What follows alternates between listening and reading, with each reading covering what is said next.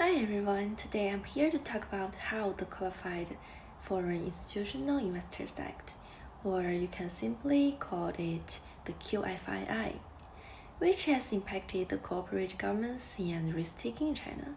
Now, this policy might sound complicated at first, but it's actually quite straightforward. The Chinese government introduced the QFII Act to open up the stock market to foreign investors.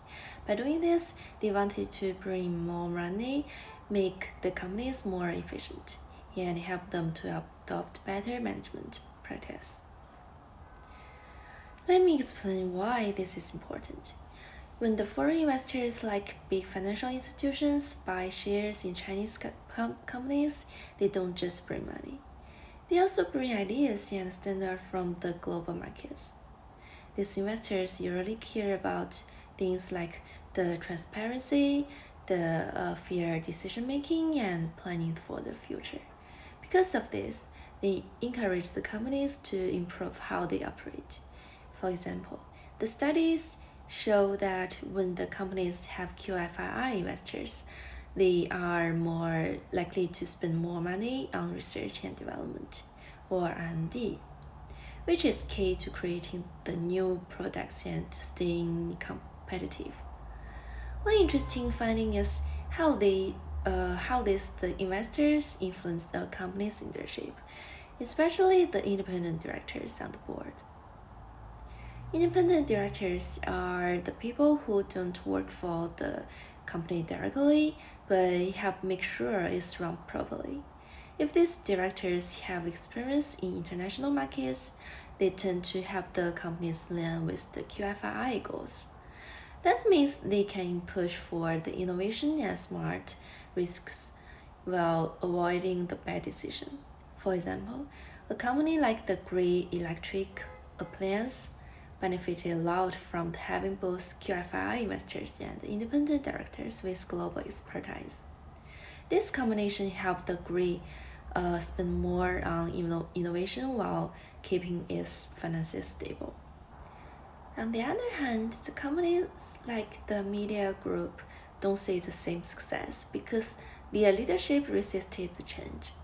This shows how well the QFI works often depends on how open a company is to reform. So, what does all this mean? The QFI Act has the clear brought positive changes to many Chinese companies.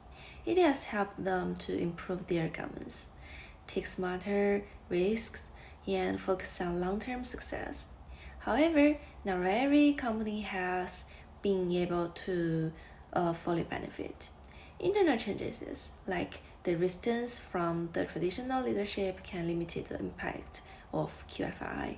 Also, the cultural differences and inconsistent government policies sometimes make it hard for foreign investors to achieve their goals. Despite these challenges, the QFIX has set a great example of how opening up to foreign investment can drive change. For China, it's not just about the attracting money. It's about the building stronger companies that can compete on a global stage. Moving forward, both policymakers and company will need to work together to make sure the QFI continues to succeed. This includes creating a stable regulatory environment and making it easier for foreign investors and local leaders to work together. To sum it up, the QFII Act is a powerful tool for improved corporate governance and encouraging the innovation in China. While there's still room for improvement, the progress we've seen so far is promising. With the right effort, this policy will continue to shape the future of China's financial markets and inspire other countries to consider similar reforms. Thank you for listening, and I'm happy to take any question you might have, and if you have any comments, please leave in the comments area. Thank you.